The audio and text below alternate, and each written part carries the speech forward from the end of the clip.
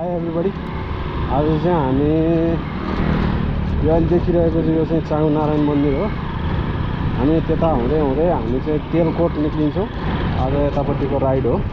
तेलकोट निक्लेर तेलकोटबाट जुन नगरकोट जाने बाटो छ त्यता निक्लिन्छौँ र त्यताबाट अनि त्यहाँ एउटा त्रिशुल डाँडा भन्ने छ, त्यो डाँडातिर एकछिन यसो घुम्छौँ र त्यसपछिबाट हामी तेलकोट निक्लेर तेलकोटबाट माथि जालपादेवी भन्ने सकिन्छ।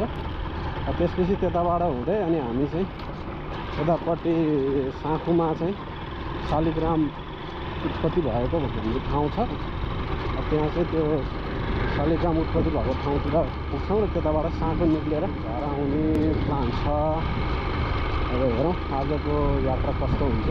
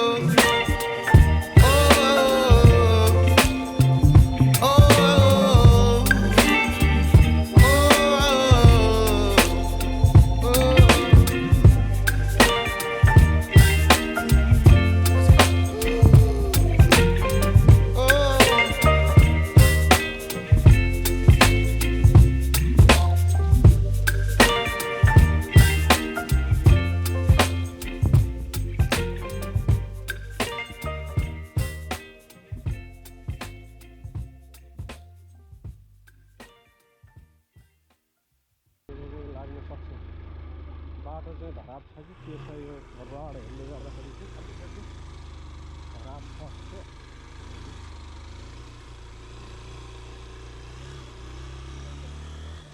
खोइ पोखरी केही बनाउँदै होला अहिले चाहिँ पुरा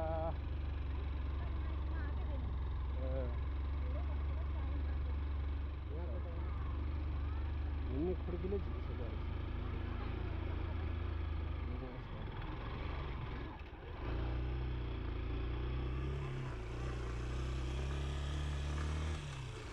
पिकनिक आउन रमाइलो छ तपाईँ नै छ होइन। अब अहिले यो चैत महिना भएको हुनाले चाहिँ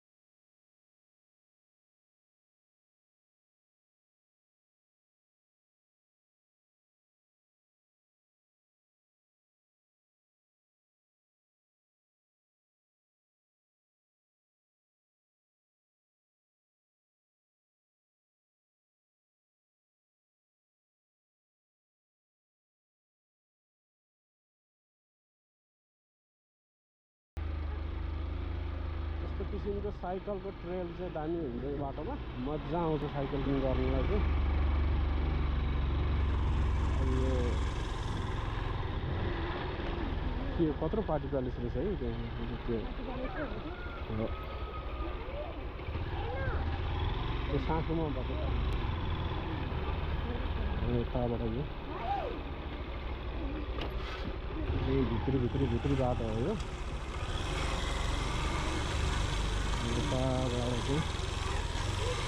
यताबाट मन्दिर चाहिँ अहिले चाङनारायण मन्दिर चाहिँ हामी गएनौँ। यताबाट हुँदै त्यो चाहिँ कागेश्वरी भन्छ त्यसलाई चाहिँ त्यो ठाउँ चाहिँ।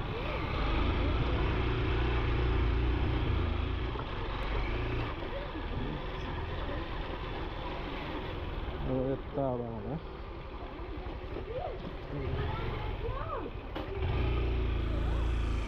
यताबाट चाहिँ हिँडेर पनि पुग्न सकिन्छ।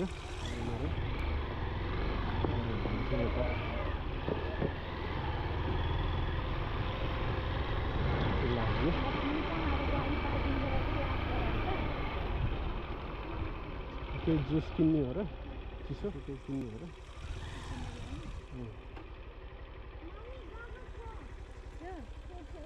ल अहिले चाहिँ चिसो किन्नु पऱ्यो कि जुजु धाउ यता हेरौँ न। यतिर हेरौँ।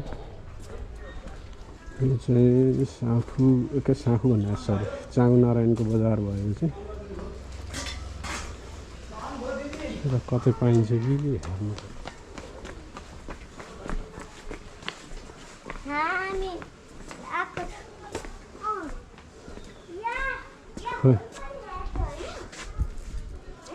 किन पसलै भेटेन नि त यताबाट तल कहाँ त्यहीँ छ कि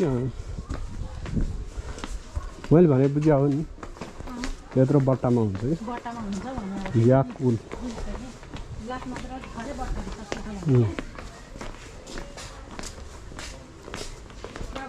पैसाहरू पुरानो पुरानो पैसाहरू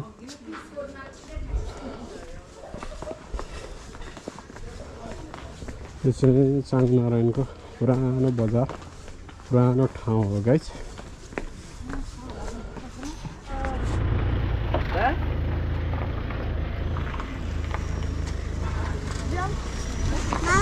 हजुर ओहो हेलो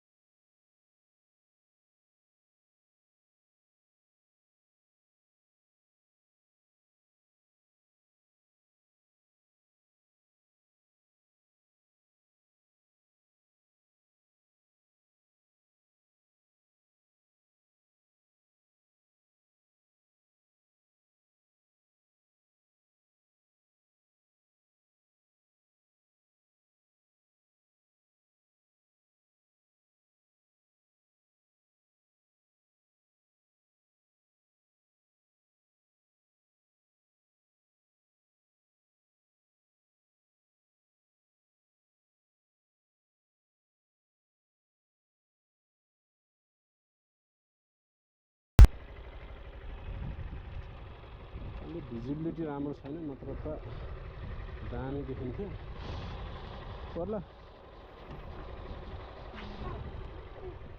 यो चाहिँ चाँगुनारायण मन्दिर हो।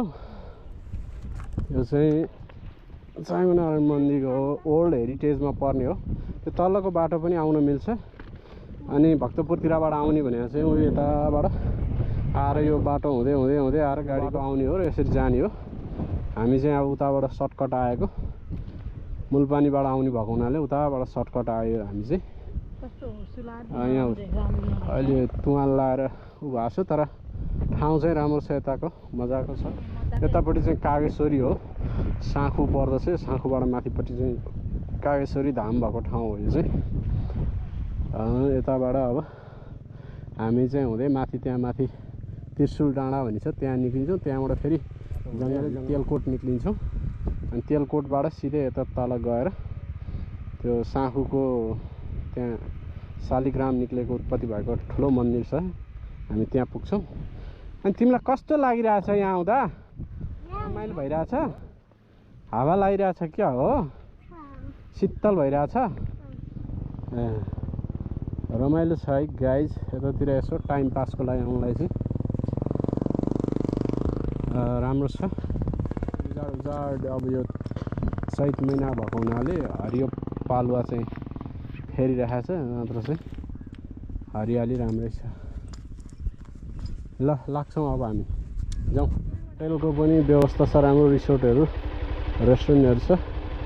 फ्यामिली ल्याएर फ्यामिलीसँग प्याकेजमा रमाइलो छ। यहाँ पनि यो पनि हामीले गुगल म्यापमा हेरेर आउन सकिन्छ। ठ्याक्कै यो लोकेसन अहिले मलाई एक्ज्याक्ट थाहा भएन, राखौँ ल। अब यताबाट चाहिँ हामी माथितिर लाग्छौँ, माथिको वे लाग्छौँ।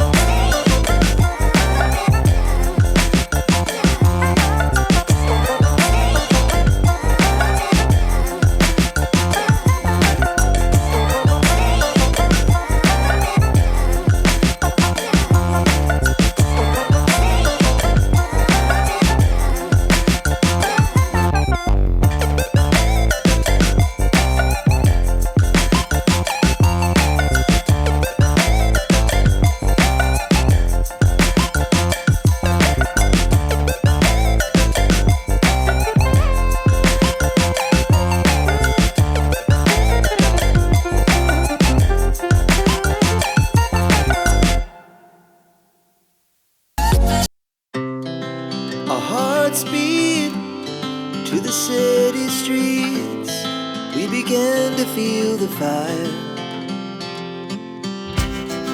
We rise like tall buildings as the chemicals, they take us higher. The night's young and it's just begun as she puts her hand in mine. We wanna chase the Telkot निक्लिन्छौँ त्रिशुल डाँडा निक्लिन्छौँ देखिरहेको त्रिशुल डाँडा हाम्रो बनाएको लागि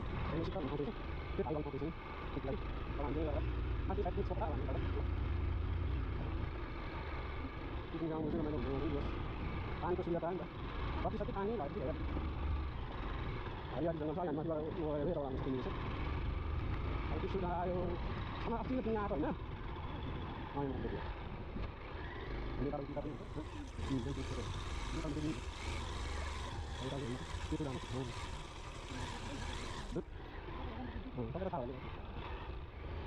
आज शनिबारको दिन भएर होला पिकनिकको पुरै माहौल छ पुरै यताबाट देख्न सकिन्छ यो चाहिँ नगरकोटको तेलकोट भन्ने हो यो चाहिँ यताबाट मन्दिरमै जान्छ माथि नै जान्छ यो गाडी बाइकहरू चाहिँ अब हामीले सानो चाहिँ बाइक लिएर आएको भएर हामी चाहिँ माथि नै लैजान्छौँ त्रिशुल डाँडा यो पुरै पिकनिक चलिरहेको छ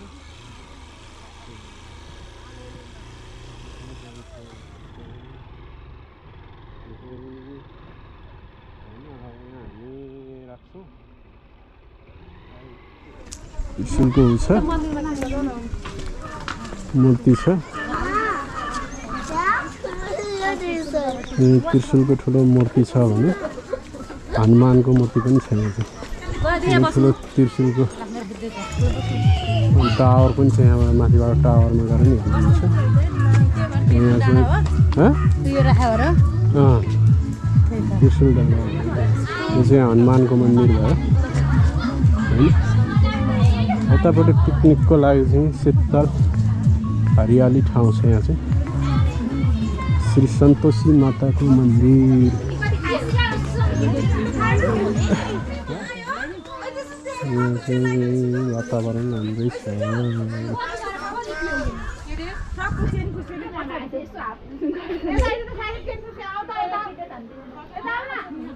यहाँ पनि एउटा के बन्दैछ जस्तो अहिले त्रिशुलै बन्न लाग्यो होला यतापट्टि हरियाली त्यसो मजा छ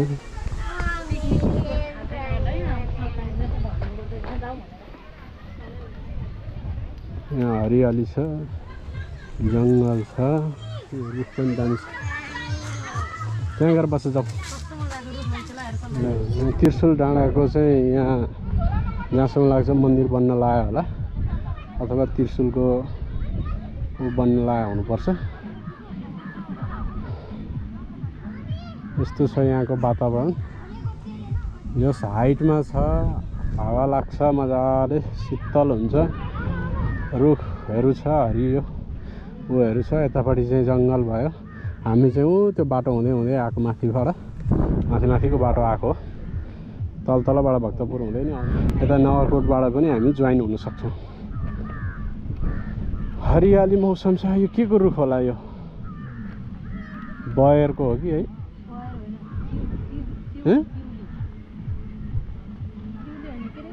त्यहाँ चाहिँ देख्न सकिन्छ ठुलो त्रिशुल छ भने अब यहाँ पनि त्यही त्रिशुल स्थापना गर्न लागेको हुनुपर्छ यहाँबाट चाहिँ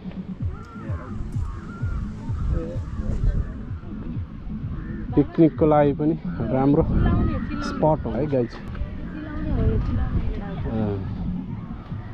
आयोजनाको नाम यहाँ रहेछ नि त आयोजनाको नाम गोरखनाथ मन्दिर निर्माण आयोजना सञ्चालन गर्ने कार्यालय चाँगुनारायण नगरपालिका उपभोक्ता समिति अध्यक्षको नाम सम्पर्क नम्बर आयोजनाको कुल लागत 11,10,516 आयोजना कार्यालयबाट बेहोर्ने लागत रु 10 लाख 1,10,000 गोरखनाथ मन्दिर निर्माण हुन लागेको रहेछ ल है गाइज यहाँ पनि माथिबाट पनि टावर जस्तो भ्यू टावर यहाँबाट हेर्न मिल्छ उता तेलकोट नगरकोटको जङ्गल एकदम बाक्लो देखिन्छ यो चाहिँ पिकनिक स्पटहरू मजाले चलिरहेको छ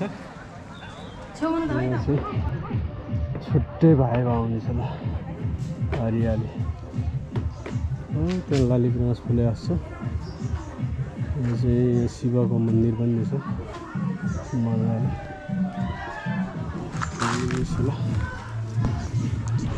गाइज हामी चाहिँ त्रिशुल डाँडा घुमेर फर्क्यौँ अब हामी यहाँबाट चाहिँ यता लेफ्ट लाग्छौँ त्यहाँबाट चाहिँ हामी तेलकोट पुगिन्छ तेलकोट कति किलोमिटर भनेर देखाएर छ अब बुझिएन यहाँबाट चाहिँ हामी तेलकोट निस्किन्छौँ अब हामी चाहिँ एक ठाउँमा अलिकति बस्नु मिल्ने ठाउँमा चाहिँ हामी चौर जस्तो ठाउँमा चाहिँ बसेर खानेकुराहरू खान्छौँ त्यसपछिबाट हामी तेलकोट निक्लिन्छौँ तेलकोटमा जालपादेवीको मन्दिर पनि छ हामी त्यहाँ पनि घुम्न सक्छौँ त्यहाँबाट यहाँ दामी भएको हुन्छ है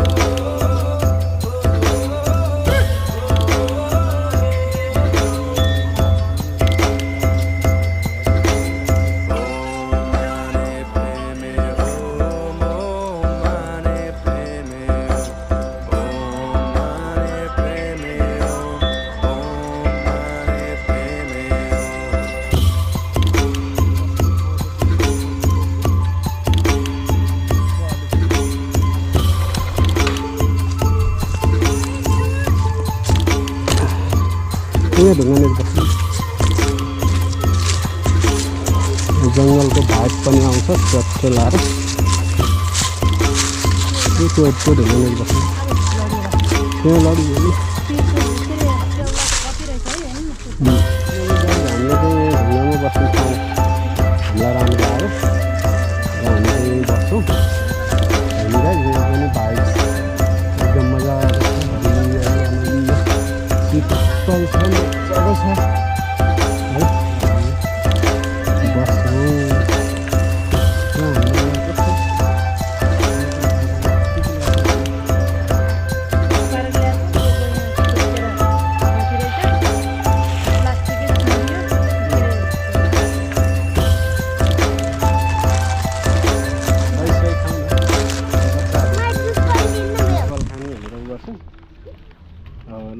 दही साई खान्छ भने चाहिँ दही खाने हो ल ल ल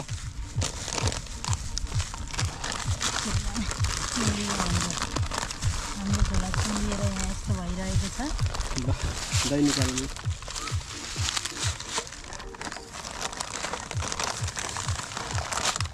दही लेज जुस ठिक छ हामी चाहिँ यहाँ बसेर अब खान्छौँ है त गाइस कसको मेरो छोडियो कि आयो